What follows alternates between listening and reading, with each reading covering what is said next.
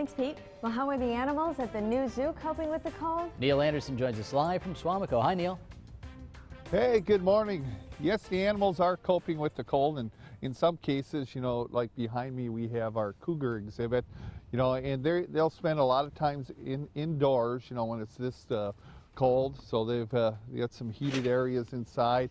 Also, what we'll do is we'll put nice fresh bedding, some nice warm bedding that's nice and dry. That'll be changing. See, that's up on top of this rock formation, and that's because, you know, once the sun comes out, a lot of times the cougars will be out on exhibit, even though it is this cold. You know, and then you got other animals. You know, we were over in the North American aviary and kind of how they handle things. You know, and the one thing we showed that turkey vulture earlier. And, you know, you got to think about this turkey vulture. It's got, I mean, a bald head. Well, what's interesting with turkey vulture, the same thing that we talked about earlier with the waterfall with their feet, has the same type of system with arteries and veins in there to go ahead and exchange heat, so that he doesn't actually get frostbite on the top of his head, although he has no feathers on the top of his head. Now, one thing still, we just brought in a new red wolf, and you remember, you know, a while back we showed, it was a few weeks back, we showed Tamaska, which is a new red wolf that came in from Sioux Falls, South Dakota, and finished up his quarantine. That went really well, and we moved him out on exhibit a week ago today. And right now you can see Laurel, she's moving around the back. The zookeepers were just here checking these guys out. He went back into the den. He's still getting accustomed to the area. They're you know, both sleeping in the den together. You know, they had one night that we did an introduction with the red wolves, so they can kind of see each other from the den and the outside. And these introductions with red wolves really go pretty smooth.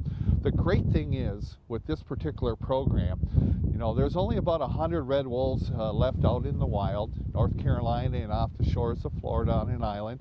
That's about the only place that you'd be able to find them.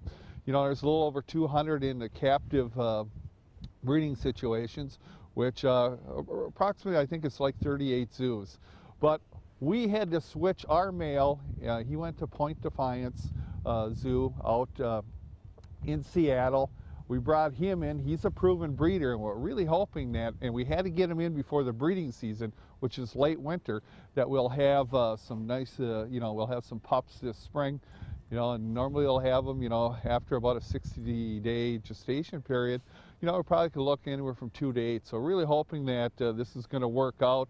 The pair that we had, the male that was here before, really didn't work out between them. So we're hoping a change with bringing this male in might work for us, and then we'll be part of that program. So we're really excited about that, to have that opportunity. And then we were mentioning, we were thinking that we might be with the snow monkeys and seeing Kozo. He's leaving for Detroit. But I think he wants to stay in Green Bay because he really doesn't want to go to Detroit right now, I don't think. So they're working on that as well. Oh, good luck with that. Thanks, Neil. Absolutely. Thanks, Neil. You have a great day, okay? Hey, you too. See ya.